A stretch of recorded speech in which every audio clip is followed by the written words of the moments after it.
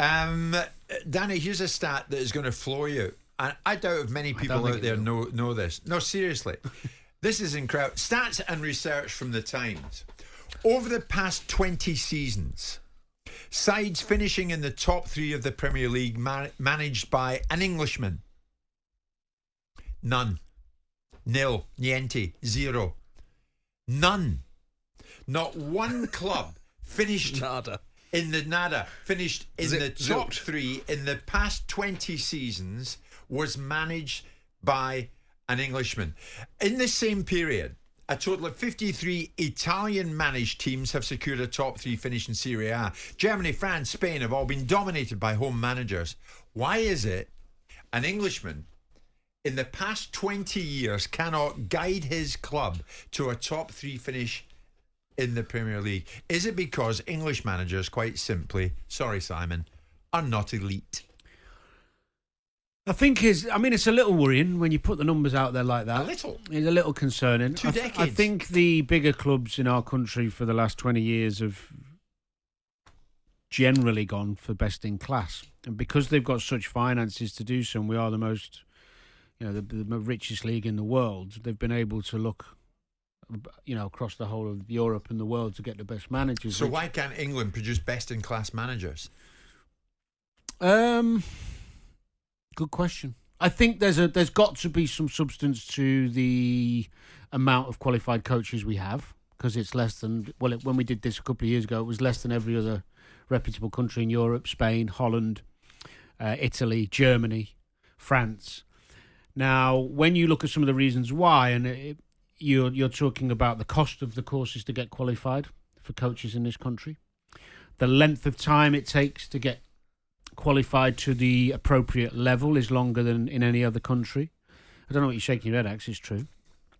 None of these are the reasons why, really. Well, why? Enlighten us. Well, no, there are reasons. The Premier League... You know who the last one was? 2002-03, Sir Bobby Robson. The less quality coaches you've got, the less you've got to choose from. I'm not surprised. It's got nothing to do with the level of qualifying coaches. It's everything to do with the inherent attitude of English coaches over the years, which has now changed. Yeah. We've now got a different attitude. But in the recent times, if we look at the Premier League, the reasons why the Premier League has operated at the highest level is because it's got foreign players making up the bulk of the composition of the English Premier League, foreign coaches making up the bulk of the coaching of English teams, and foreign ownership. Everything about the Premier League, besides its geography, is owned by everyone else and participated by everyone else. And that's what it has done for us.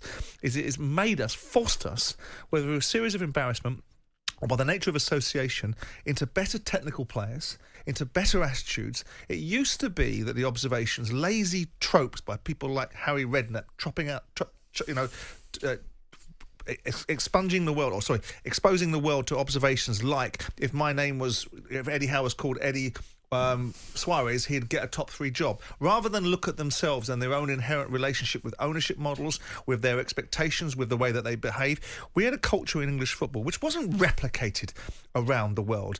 Continental footballers didn't find themselves in betting shops or on golf courses or doing very little of any value.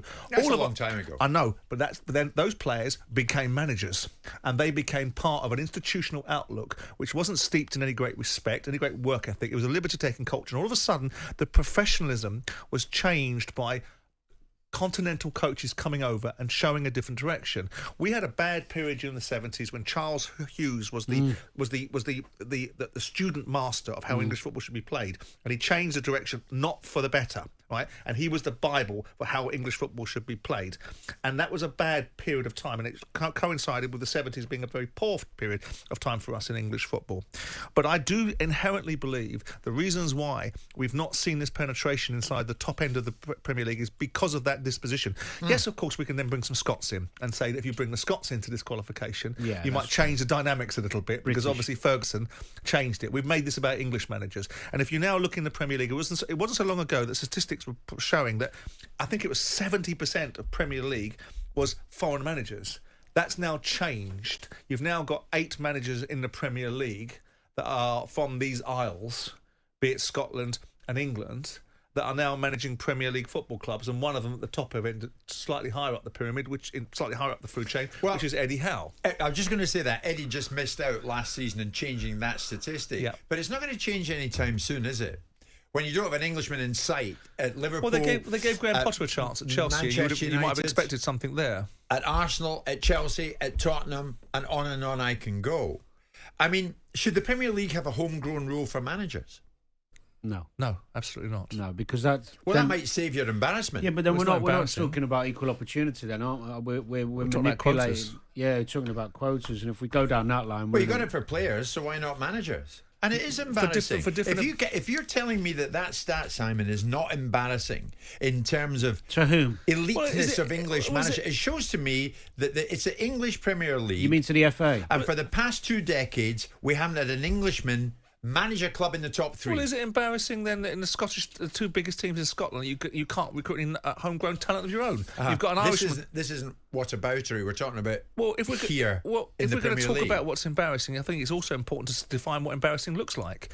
The bottom line is, it's a globalised league, and we've opened up the English Premier League in geography only. Yeah. Nothing about it besides the geography of the Premier League is English. Yeah. How many English... been kidnapped by foreign coaches who are damn good. And the reasons behind that is an inherent attitude and work ethic that's now changed. How do you develop English coaches to be best in class? Just one thing, Si. You know, a lot of when we look at the Dutch and the French and the Spanish, most of those clubs do give their younger coaches opportunities at first team level and come through the ranks, if you like. And there's not as much pressure in those countries on the clubs because they're not as wealthy, first and foremost, to go out and find this success tomorrow.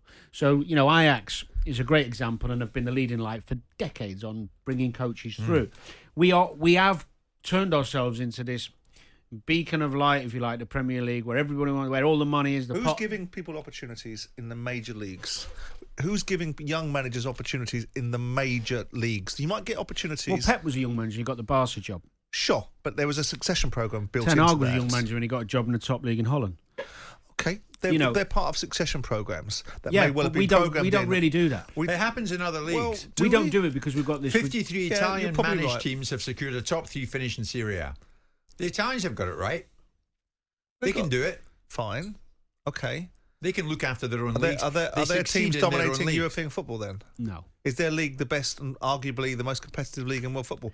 No. They're having to ply their trade in other divisions. But yeah, they're doing so because they're getting their best in class for what they can afford and what they can entice from other places. I do believe genuinely, and it sounds like I'm having a tilt at it.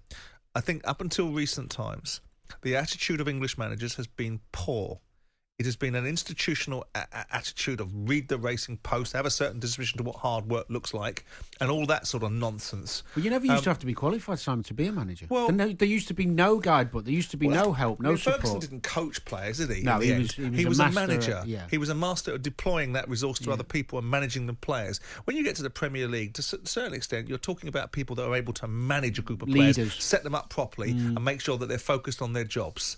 And every now and again, you get this wonderful coach in Pep Guardiola that actually does all of the above and improves players as well. So he's the exception. But I genuinely believe... Your best hope's Eddie Howe, isn't it? Currently, if you look around the Premier League and say, what have we got in there? Who have we got in the Premier League? You know, Sean Dyche is categorised in a certain way. Steve Cooper, I think he's got legs. I think he's done a good job at Nottingham Forest. He's got a team now going in the Premier League that looks like a team that's going to stabilise itself there. So, yes, whilst the argument is made, because the reason why Eddie Howe would have that opportunity is because he's going to be given £200 million every year. Our big boys don't give the best managers in the league below an opportunity to manage the big teams. We very rarely have done that. Well, they do the chuck Frank Lampard and they prove they can't do it. Yeah. Well, we'll see who comes through. Well, to be fair to Chelsea, they've had two English managers, you know, Frank and Graham Potter, haven't they, in recent times? So that probably stagnates. You're right, that Sam. argument. It might be Steve Cooper, who knows? He's Welsh. Pontypridd-born Steve Cooper. Is he Welsh, is he? It's 12 Well, unless he's working for the FA, English FA, and getting paid by them. Jim White and Simon Jordan. Monday to Friday mornings from 10 on AM, on DAB, via the talkSPORT app and on your smart speaker. talkSPORT.